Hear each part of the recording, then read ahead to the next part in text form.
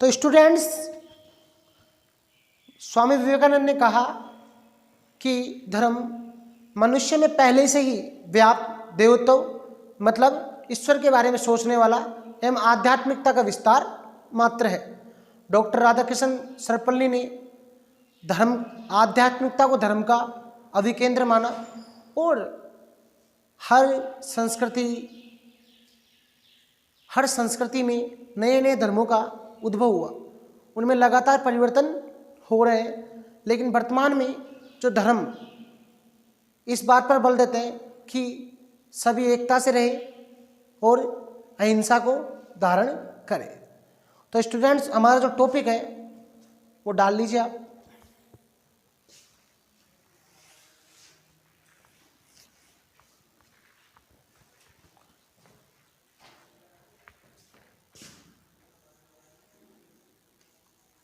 धर्म का अर्थ।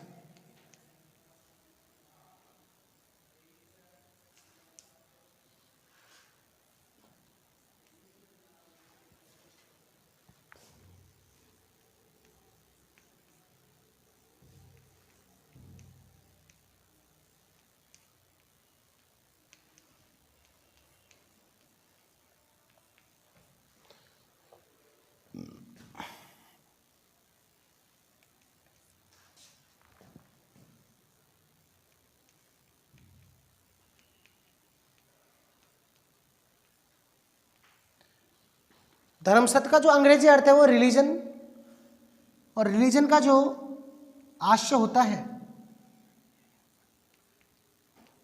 वो होता है मान्यता, विश्वास और आस्था। मान्यता, विश्वास और आस्था। धर्म शब्द का अंग्रेजी में क्या बोलते हैं? रिलीजन। एग्जाम में क्वेश्चन आ जाता है स्टूडेंट्स कई बार कि धर्म शब्द को अंग्रेजी में क्या बोलते हैं, तो धर्म शब्द को अंग्रेजी में बोला जाता है रिलीजन, जिसका अर्थ होता है मान्यता, विश्वास और आस्था। 2 नंबर के क्वेश्चन भी पूछ लेता है और 1 नंबर के क्वेश्चन भी पूछ लेता है।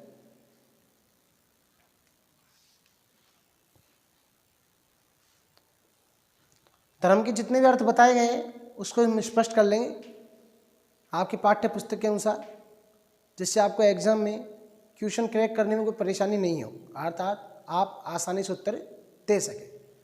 तो फिर बाद में बताया गया जो धर्म शब्द का दूसरा अर्थ है उसमें लिखिए धर्म को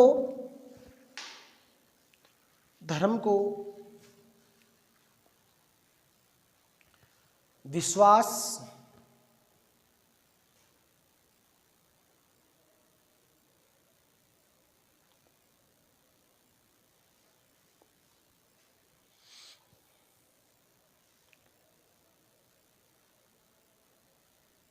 धर्म को विश्वास और प्रथाओं की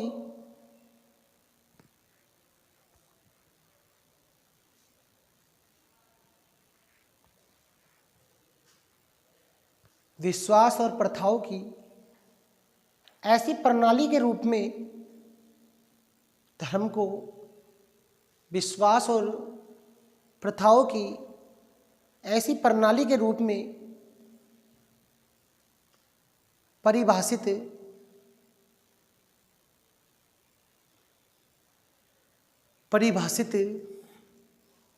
कर सकते हैं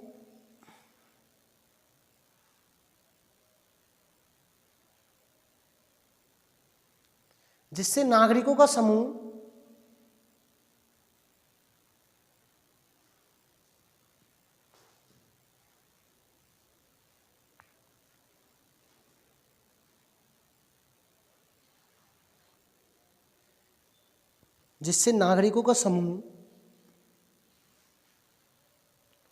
यह व्याख्या करता है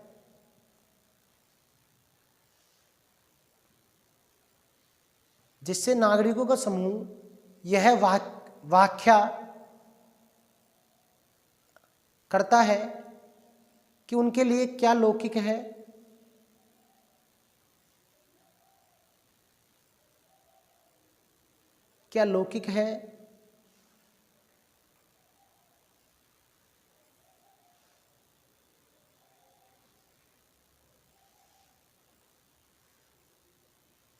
क्या लौकिक है और क्या अपवित्र है, और क्या अपवित्र है।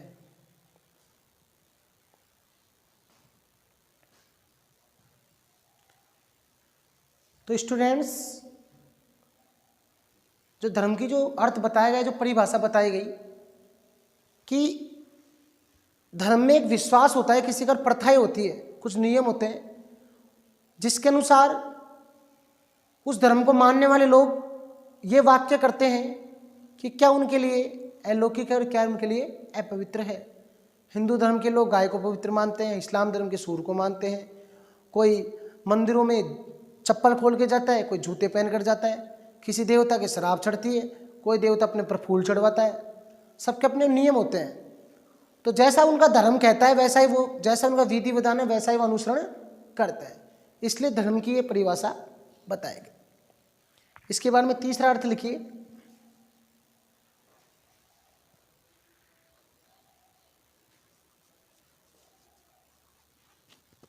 लिखिए, धर्म एक ऐसी एकीकृत प्रणाली है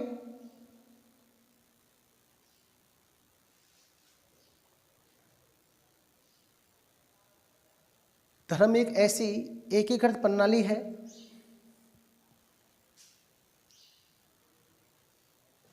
जो विश्वास और प्रथाओं से जो विश्वास और प्रथाओं से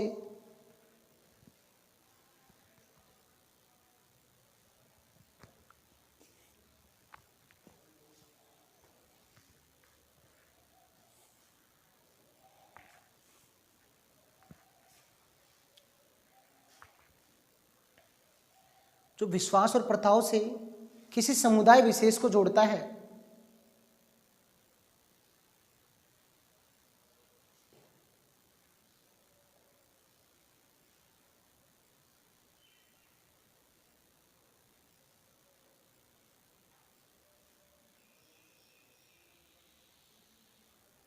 तो विश्वास और प्रथाओं से किसी समुदाय विशेष को जोड़ता है।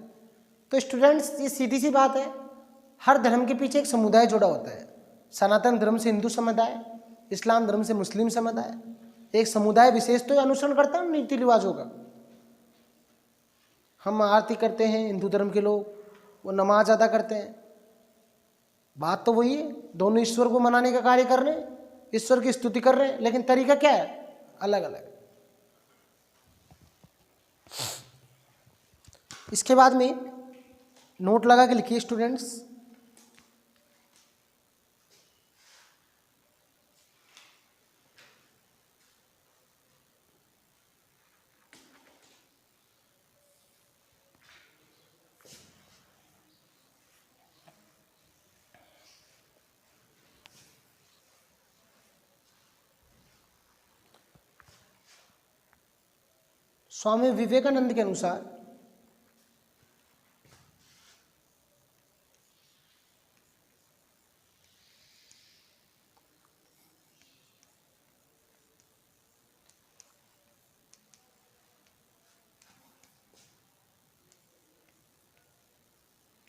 स्वामी विवेकानंद के अनुसार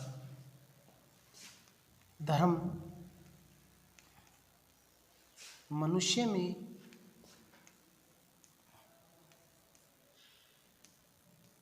पहले से व्याप्त देवत्व व आध्यात्मिकता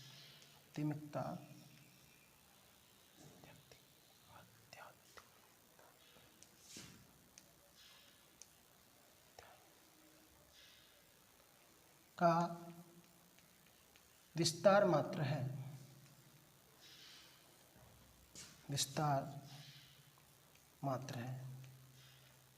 स्टूडेंट्स, कई बार पूछ लेता है एग्जाम में कि स्वामी विवेकानंद ने धर्म के बारे में क्या टिप्पणी की, या ये कथन किसका है। एक नंबर का क्वेश्चन सीधा कथन पूछ लेता है कि ये कथन किसका है।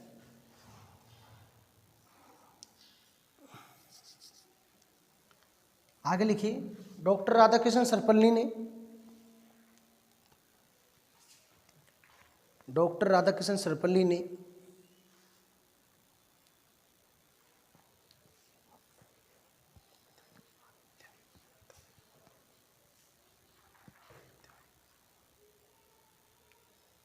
डॉक्टर राधाकृष्ण सर्वपल्ली ने आध्यात्मिकता को धर्म का अभिकेंद्र माना है।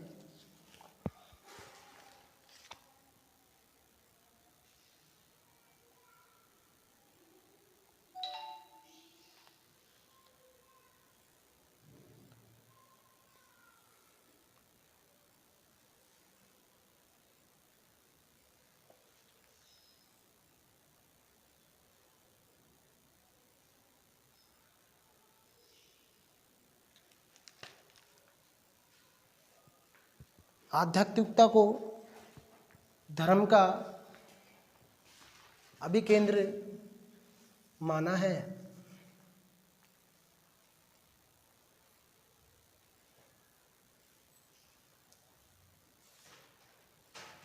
डॉक्टर राधाकृष्ण सर्वपल्ली ने आध्यात्मिकता को धर्म का अभिकेंद्र माना है। ये दो कथन पूछ लेता है कई परीक्षा में कई बार कि ये कथन किसका है। डॉक्टर राधाकृष्ण सर्वपल्ली के बारे में जानते हो ना, शिक्षक दिवस मनाते हैं इनके जन्मदिन को हम 5 सितंबर के रूप में। हमारे भारत के प्रथम उपराष्ट्रपति प्लस द्वितीय राष्ट्रपति थे ये, इस चीज को ध्यान रखना। इसके बाद में जो टॉपिक है स्टूडेंट्स वो है धर्म और धर्म निरपेक्षता। ये दो शब्द सुनने को मिलते हैं।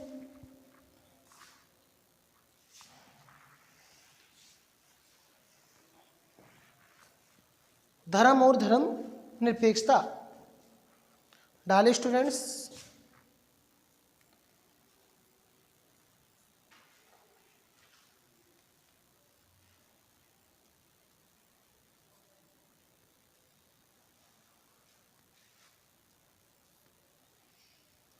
धर्म और धर्म एवं धर्म निरपेक्षता।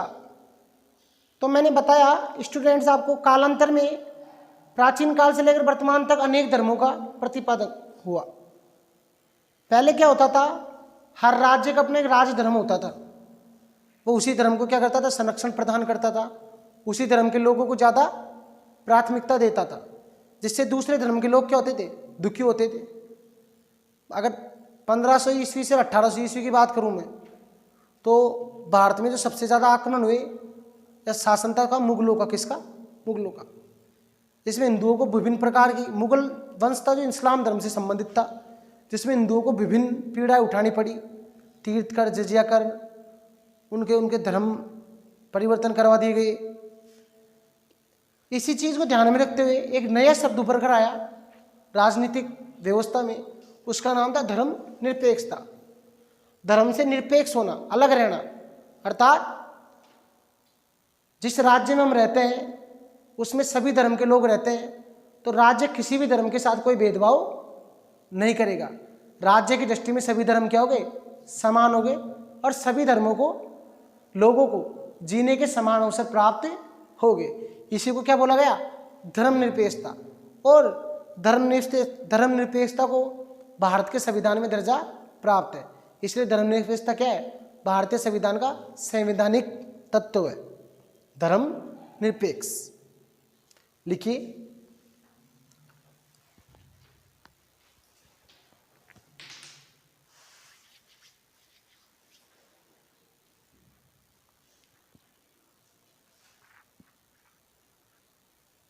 जब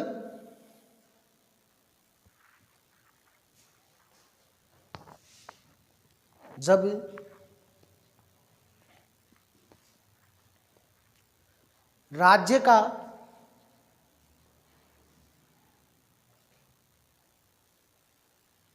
अपना कोई विशेष धर्म नहीं हो, जब राज्य का अपना कोई विशेष धर्म नहीं हो,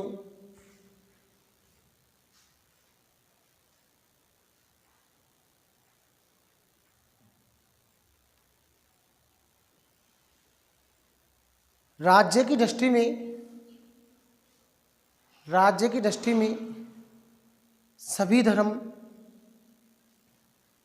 राज्य की दृष्टि में सभी धर्म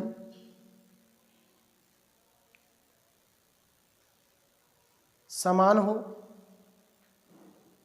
राज्य की दृष्टि में सभी धर्म समान हो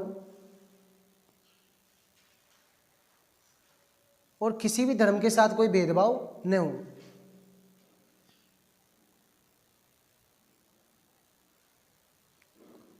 और किसी भी धर्म के साथ कोई भेदभाव न हो।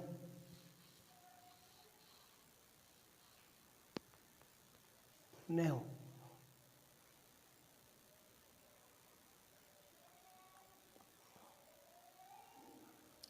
इसे धर्मनिरपेक्षता कहते हैं।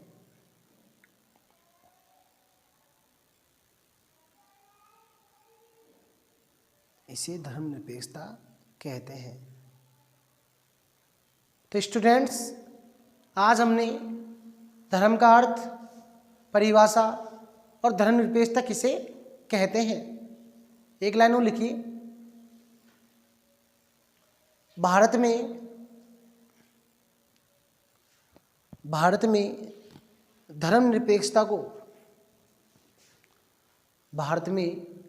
धर्मनिरपेक्षता को संवैधानिक दर्जा,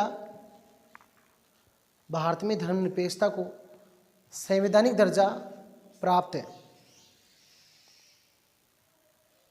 भारत में धर्मनिरपेक्षता को संवैधानिक दर्जा प्राप्त है।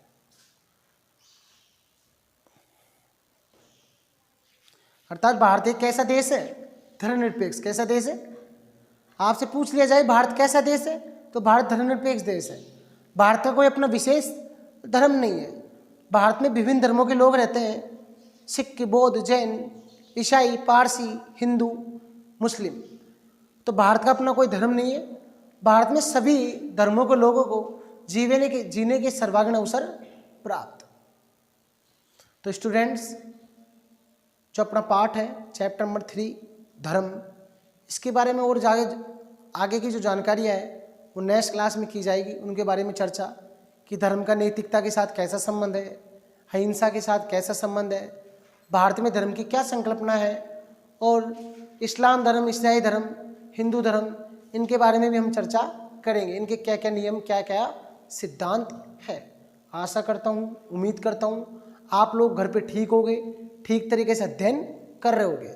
हमारे विद्यालय परिसर द्वारा आपके सर्वांगीण विकास के लिए जो ये क्लासें चलाई जा रही है, इसका अधिक से अधिक आप सहभागी बने, लाभ उठाएं और अपने शिक्षा के क्षेत्र में उन्नति प्राप्त करें।